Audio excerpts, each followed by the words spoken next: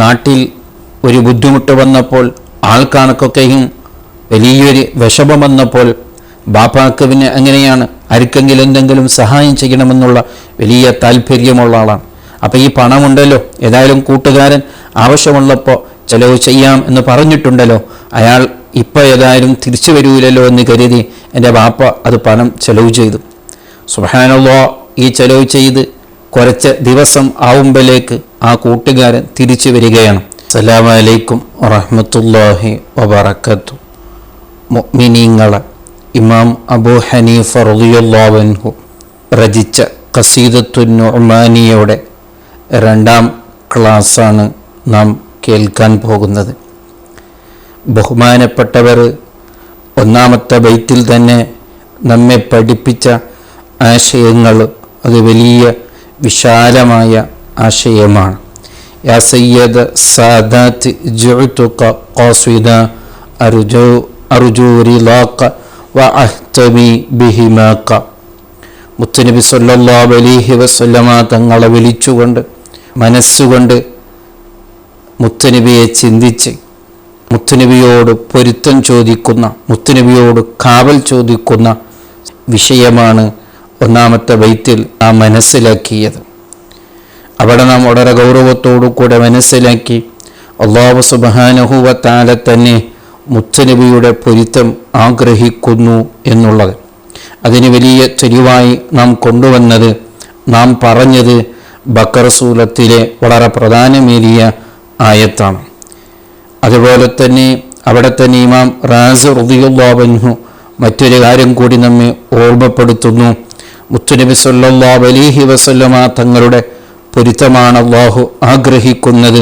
അല്ലാഹുവിനേറെ ഇഷ്ടം മുത്തുനബി തൃപ്തിപ്പെട്ട് കാണണം, മുത്തുനബി ഇഷ്ടപ്പെടണമെന്നതിന് തെളിവായി ബഹുമാനപ്പെട്ട ഇമാം റാസി റളിയല്ലാഹു അൻഹു മറ്റൊരു ആയത്തും കൂടി നമ്മെ ഓർമ്മപ്പെടുത്തുന്നു.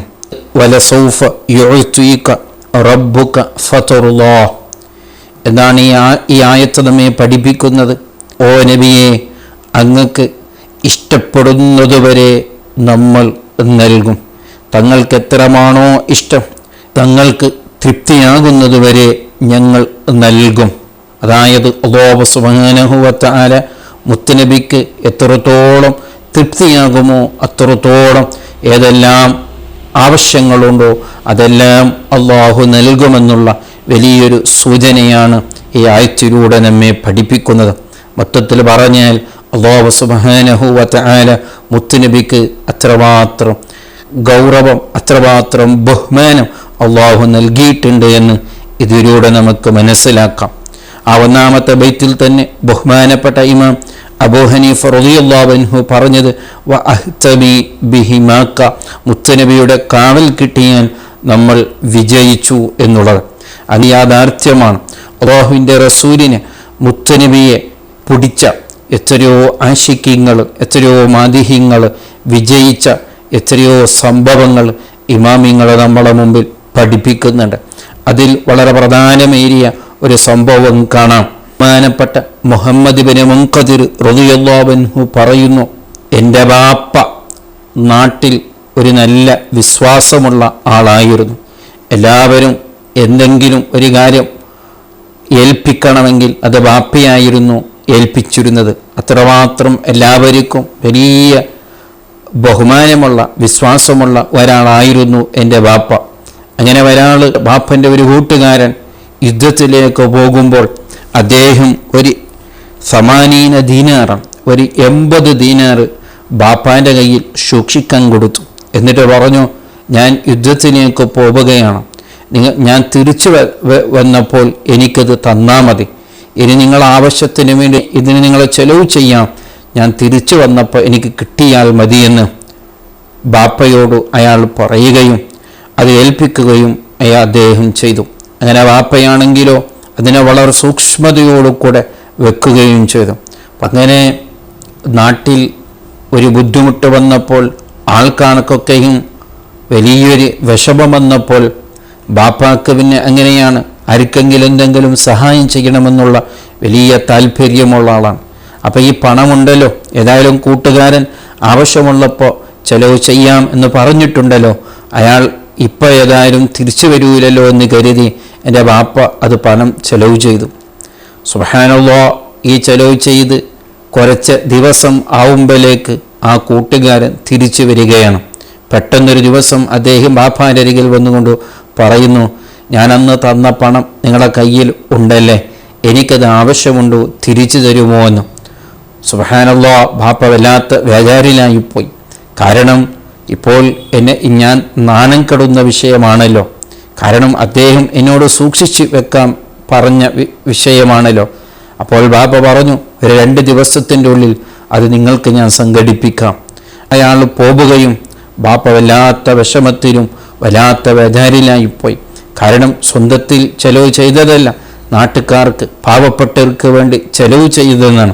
ഇനി ഇദ്ദേഹം തിരിച്ചു ചോദിക്കുമ്പോൾ ഞാൻ എങ്ങനെ കൊടുക്കുമെന്നുള്ള വലിയൊരു വേജാരിലായപ്പോൾ സുബ്ഹാനല്ലാഹ്, ബഹുമാനപ്പെട്ടവർ അവിടെ നിന്ന് അഭയം കണ്ടത് ഹബീബ് സ്വല്ലല്ലാഹു അലൈഹി വസല്ലമ തങ്ങളെയാണ്. അതാണ് വബാത ഫിൽ മസ്ജിദ് യലൂദു ബിഖബരി നബി സ്വല്ലല്ലാഹു അലൈഹി വസല്ലം മറത്തം ബിമിംബരിഹി മറ. അല്ലാഹുവിൻ്റെ ഇഷ്ടദാസന്മാർക്ക്, മുത്തുനബിയെ സ്നേഹിക്കുന്ന മുഹബ്ബീങ്ങൾക്ക്, ആശിഖീങ്ങൾക്ക് അവർക്കൊരു വേജാരി വരുമ്പോഴേക്ക് അവർ കണ്ടെത്തുന്നത്, അവർ അഭയം തേടുന്നത് മുത്തുനബിയിലൂടെയാണ്. അങ്ങനെ മുത്തുനബി സ്വല്ലല്ലാഹു അലൈഹി വസല്ലമ തങ്ങളുടെ ഖബറിൻ്റെ അരികിൽ പോയിക്കൊണ്ട് ബഹുമാനപ്പെട്ടവരിങ്ങനെ യാചിക്കുകയാണ്, ഞാൻ നാണം കെടാൻ പോവുകയാണ്, എന്നെ സഹായിക്കണം, എനിക്കെന്തെങ്കിലും ഒരു വഴി കാണിച്ചു തരണം, ഞാൻ അദ്ദേഹത്തിനോട് 2 ദിവസത്തിൻ്റെ ഉള്ളിൽ പണം തരാമെന്ന് ഞാൻ ഏറ്റെടുത്തിട്ടുണ്ട്, എൻ്റെ കയ്യിലൊന്നുമില്ല നബിയെ, ഞാൻ അങ്ങയെ കരുതിയിട്ടാണ്, മുത്തുനബി എന്നെ സഹായിക്കുമെന്നുള്ള വലിയൊരു ഈമാനോട് കൂടെയാണ്, അത് മനസ്സിൽ കരുതിയിട്ടാണ് നബിയെ ഞാൻ അദ്ദേഹത്തിനോട് പറഞ്ഞത്, എനിക്ക് എന്തെങ്കിലും ഒരു സഹായം ചെയ്യണമെന്ന്. ഹബീബ് സ്വല്ലല്ലാഹു അലൈഹി വസല്ലമ തങ്ങളുടെ ഖബർ ഷരീഫിൻ്റെ അരികിൽ പോയി ആ ഒരു ദിവസം, ആ രാത്രിയിൽ ബഹുമാനപ്പെട്ടവർ ഇങ്ങനെ ദുആ ചെയ്യാണ്, ഇങ്ങനെ ബേജാറാവുകയാണ്. സുബ്ഹാനല്ലാഹ്, ബഹുമാനപ്പെട്ടവർ പറയുന്നു, വഇദാ ബിശഖ്സിൻ ഫിൽ ളിലാമി യഖൂലു ദൂനക യാ അബാ മുഹമ്മദ്. ഒരാൾ ആ രാത്രിയിൽ വന്നുകൊണ്ട് ബാപ്പാൻ്റെ കയ്യിൽ ഒരു സഞ്ചി കൊടുക്കുകയാണ്. ആ സഞ്ചിയിൽ ബാപ്പാക്ക് എത്ര ആവശ്യമാണോ, 80 ദീനാർ അല്ലേ ആവശ്യമുള്ളത്, ആ പണമെല്ലാം അതിലുണ്ടായിരുന്നു എന്ന് ബഹുമാനപ്പെട്ട മുഹമ്മദ് ബിൻ മുൻഖദിർ റളിയല്ലാഹു അൻഹു തൻ്റെ ബാപ്പയെക്കുറിച്ച് പറയുന്നത് കാണാം. അതാണ് മുഹിബ്ബീങ്ങളുടെ ലോകം, ആശിഖീങ്ങളുടെ ലോകം. അതാണ് മുത്തുനബിയെ പിടിച്ചവർക്കുള്ള അഭയം. മുത്തുനബി സഹായിക്കും എന്നത് യാഥാർത്ഥ്യമാണ്. ഇതിലൂടെ നമുക്ക് മനസ്സിലാക്കാം. അതുപോലെ തന്നെ മറ്റൊരു സംഭവം കാണാം. ബഹുമാനപ്പെട്ട അബൂബക്കർ ഇബ്നുൽ മുഖ്രി റളിയല്ലാഹു അൻഹു പറയാണ്, കുൻതു അന വത്തൊബറാനി വ അബു ഷെയ്ഖ്. ബഹുമാനപ്പെട്ട അബൂബക്കർ ഇബ്നുൽ മുഖ്രി റളിയല്ലാഹു അൻഹു, ബഹുമാനപ്പെട്ട ഇമാം തൊബറാനി റളിയല്ലാഹു അൻഹു, ബഹുമാനപ്പെട്ട അബു ഷെയ്ഖ് റളിയല്ലാഹു അൻഹു, ഇങ്ങനെ 3 ആൾ മദീനയിലേക്ക് യാത്ര പോവുകയാണ്. അന്നത്തെ യാത്ര എന്ന് പറഞ്ഞാൽ ഇന്ന് നമ്മൾ പോകുന്നത് പോലെ വലിയ സുഖത്തിൽ പോകുന്ന യാത്രയൊന്നുമല്ലല്ലോ. വളരെ പ്രയാസപ്പെട്ട്, വളരെ ബുദ്ധിമുട്ട് അവർ മദീനയിലേക്ക് എത്തുകയാണ്. പാപം, കയ്യിലുള്ള പണങ്ങളെല്ലാം തീർന്നുപോയി, ഇനി ചെലവിനൊന്നുമില്ല. ഒരു ദിവസം രാത്രിയിൽ അവരെത്തുകയാണ്. വല്ലാത്ത വിശപ്പുണ്ട്. വിശപ്പെന്ന് പറഞ്ഞാൽ വല്ലാത്ത വിശപ്പാണ്. ബുദ്ധിമുട്ടിട്ടാണ് അവരെത്തിയത്. ഏതായാലും മദീനയിൽ എത്തിയ സന്തോഷം അവർക്കുണ്ട്. മുത്തുനബിയൊന്ന് സിയാറത്ത് ചെയ്യാനുള്ള അവസരം കിട്ടിയല്ലോ എന്നുള്ള വലിയ സന്തോഷമാണ് അവർക്കുള്ളത്. അങ്ങനെ അവർ മുത്തുനബി സ്വല്ലല്ലാഹു അലൈഹി വസല്ലമ തങ്ങളുടെ ആ റൗള ഷരീഫിൻ്റെ അരികിൽ വരികയാണ്. പക്ഷേ അവർക്ക് വേണ്ടതുപോലെ ഇബാദത്ത് ചെയ്യാനോ ദ്വാരക്കാനോ അവരെ കൊണ്ട് കഴിയുന്നില്ല. കാരണം വല്ലാത്ത വിശപ്പാണ്. പള്ളയിലേക്ക് ഇനി എന്തെങ്കിലും ഒന്നും കിട്ടിയില്ലെങ്കിൽ വല്ലാത്ത ബുദ്ധിമുട്ടായിപ്പോൾ അങ്ങനൊരു അവസ്ഥയിലാണ് അവരുള്ളത്. അങ്ങനെ എല്ലാവരും വിഷമിച്ചുപോയി, വല്ലാത്ത വേദാരനായിപ്പോയി, ആരോടും ചോദിക്കുന്ന ഒരവസ്ഥയും അല്ല. അങ്ങനെ ഇരിക്കുമ്പോഴാണ് അവർ വിചാരിച്ചത്, നമ്മളേതായാലും മുത്തുനബിയുടെ ഹദറത്തിലേക്ക് വന്നതാണ്, മുത്തുനബിയുടെ വിരുന്നുകാരാണ്, മുത്തുനബി നമ്മെ സഹിക്കാതിരിക്കില്ല, തീർച്ചയായും അള്ളാഹുവിൻ്റെ റസൂല് നമ്മെ സഹിച്ചുകൊള്ളുമെന്നുള്ള വലിയൊരു ഈമാനോടുകൂടെ ഇഖ്ലാസോടുകൂടെ മുത്തുനബിയുടെ പ്രതീക്ഷിച്ചുകൊണ്ട് അവർ മുത്തുനബിയോട് ധാരാളം ദുആ ചെയ്യാണ്. ഓ നബിയെ, നമ്മുടെ അവസ്ഥ കാണണം, അവിടുത്തെ വിരുന്നുകാരായിട്ടാണ് ഈ മദീനയിലേക്ക് നമ്മൾ വന്നത്. വല്ലാത്ത വിശപ്പുണ്ട് നബിയെ, അങ്ങ് സഹിക്കണമെന്ന്.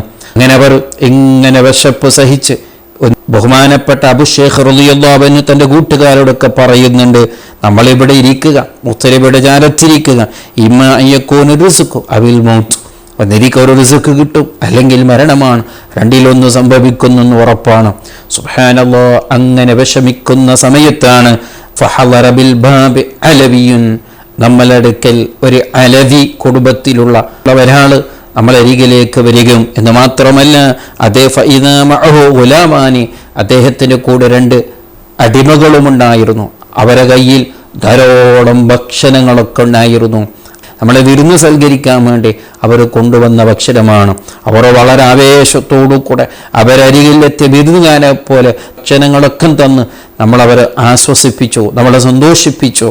അപ്പോഴാണ് ആ അലവി പറയുന്നത്, നിങ്ങൾ ബേജാറായത്, നിങ്ങൾ വിഷമിച്ചത്, നിങ്ങൾക്കുള്ള വിശപ്പ് നിങ്ങളെ മുത്തുനബിയോട് പറഞ്ഞല്ലേ, മുത്തുനബിയാണ് എന്നെ ഇവിടേക്ക് ഏൽപ്പിച്ചതെന്ന് അലവി അദ്ദേഹം ഇവരോട് പറയുകയാണ്.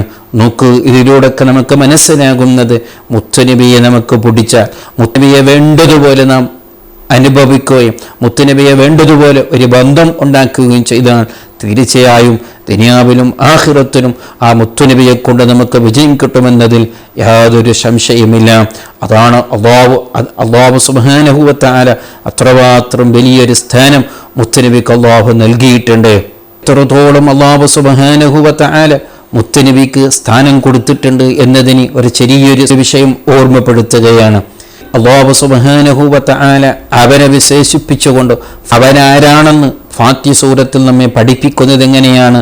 അൽഹംദുലില്ലാഹി റബ്ബിൽ ആലമീൻ. റബ്ബാണ്. എങ്ങനെയുള്ള റബ്ബാണ്? ആലമീങ്ങൾക്കുള്ള റബ്ബാണ് എന്നാണ്. എന്ന് പറഞ്ഞാൽ മനുഷ്യന്മാർക്കുള്ള റബ്ബ് മാത്രമല്ല, ആലം എന്ന് പറഞ്ഞാൽ മാസിവൽ ബാരി, അള്ളാഹു അല്ലാത്ത എന്തൊക്കെയുണ്ടോ അതിനൊക്കെയും അള്ളാഹു റബ്ബാണ്. റബ്ബാണെന്ന് പറഞ്ഞാൽ കേവലം സൃഷ്ടിച്ചു എന്നല്ലല്ലോ, അതിനൊക്കെയും പരിപാലിക്കുന്നവൻ.